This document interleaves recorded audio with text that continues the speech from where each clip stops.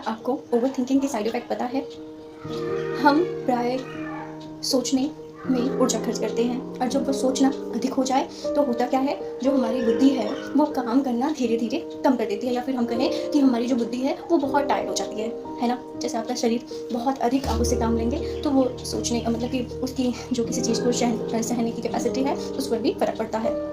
जो हमारी बुद्धि होती है वो भी कुछ इसी तरह होती है ना?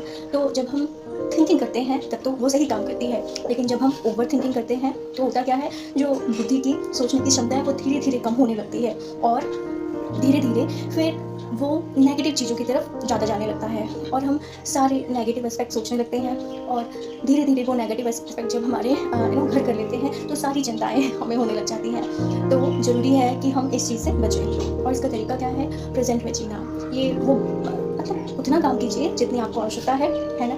और जब आप काम करते हैं तो आप जो वो ओवर थिंकिंग का पैटर्न है उसे तोड़ते हैं।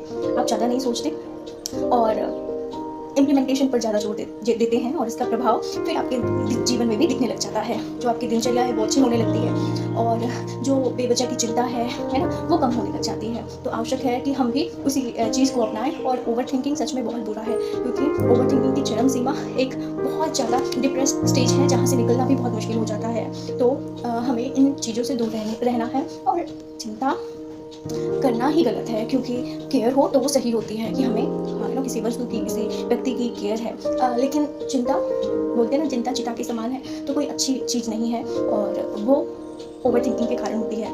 तो ओवरथिंकिंग करना, जैसे कि प्राय मतलब पति और पत्नी में एक चीज़ को लेकर बहुत विवाद रहता है कि आप बेवजह के चीज़ें या सोच लेते हैं, है ना, शक करते हैं। वो शक भी किस कारण होता है? जब आप ओवरथिंकिंग करते हैं तो ज़रूरी है कि हम इस तरह की ओवरथिंकिंग से बचें और उन चीज़ों को बेवजह ना पालें जो पहले से अस्तित्व में नहीं है। और ये सभी चीज़ें हमें चिंता, दुःख की ओर ले जाती हैं, जो कि हमारे जीवन में शांति है उस पर भी प्रभाव डालती हैं। इसलिए आज का लेसन जो मैंने सीखा, जो आपको शेयर किया, वो यही है कि अधिक ओवरथिंकिंग से बचना है, प्रेज़ेंट में रहना है। जो होगा बहुत अच्छा होगा, अपने कर्म कीजिए। At the end you will definitely get the result. Thank you.